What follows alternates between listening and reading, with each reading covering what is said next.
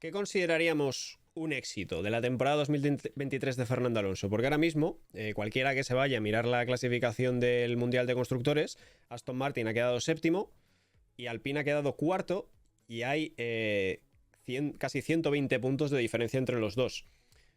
Si mi opinión, si Aston Martin consigue subir ese escalón y ponerse a pelear con McLaren y con Alpine, suponiendo que McLaren y Alpine mantengan el mismo nivel el año que viene, para mí sería un éxito, porque quiere decir que Aston Martin ha dado un salto evolutivo. El que se piense que Aston Martin se va a poner a pegarse ya con Mercedes, con Ferrari y con Red Bull, ostras. Oye, que puede pasar, pero yo no me atrevo a decir eso.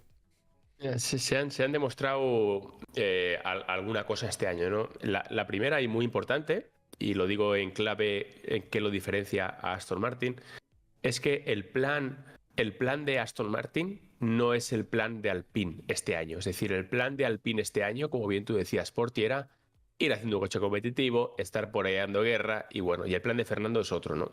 Creo que el plan de Aston Martin es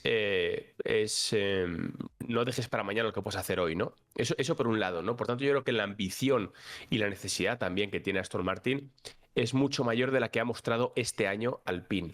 Eso por un lado.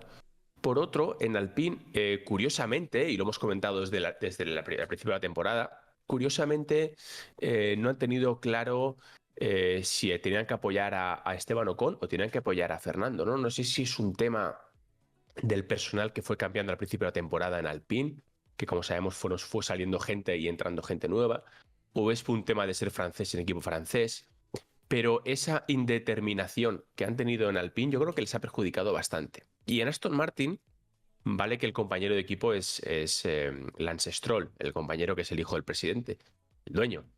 Pero yo creo que el padre tiene claro que su hijo no es Fernando Alonso. Yo creo que lo tiene clarísimo. Otra cosa es que le gustaría que aprendiera y, oye, también ha ganado carreras pilotos que no son Fernando Alonso, ¿no? O no son Max Verstappen o no son gente así, pero yo creo que esa hegemonía un poco como mínimo de esa hacia dónde tiene que ir el coche, cómo tiene que influir un poco Fernando en tema de estrategias, como lo llamamos en Alpine discutiendo con el ingeniero al principio de la temporada, que era bastante lamentable, luego para mal encima.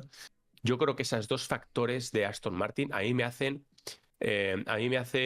ilusionarme. Y para mí, ¿cuál sería el éxito de Aston Martin? Pues que sea un poco estilo Mercedes, la verdad. Mercedes empezó un poco en la mierda, hablando mal, en este año. O sea, empezó en la cola. Y sin embargo, ¿cómo ha terminado? Pues delante, delante de verdad, delante peleando, ganando una carrera y demostrando que puede estar delante. Para mí, el éxito sería un poco ese, que siga un poco los pasos de Mercedes este año, lo haga el próximo año Aston Martin. Mira, Pablo, Aston Martin es el equipo que más ha mejorado esta temporada. Ha mejorado 7 décimas. ¿Aún le queda camino por recorrer? Sí, pero la línea es ascendente. Así que totalmente de acuerdo con Roldán, que esto no es cómo empieza, sino cómo acaba. Y vamos a tener que ser una misión paciente. Y creo que en eso estamos todos para no desilusionarnos el primer día que cae en Q2. Si cae en Q1, sí, pero si cae en Q2 no pasa nada. Hay que ir hacia arriba.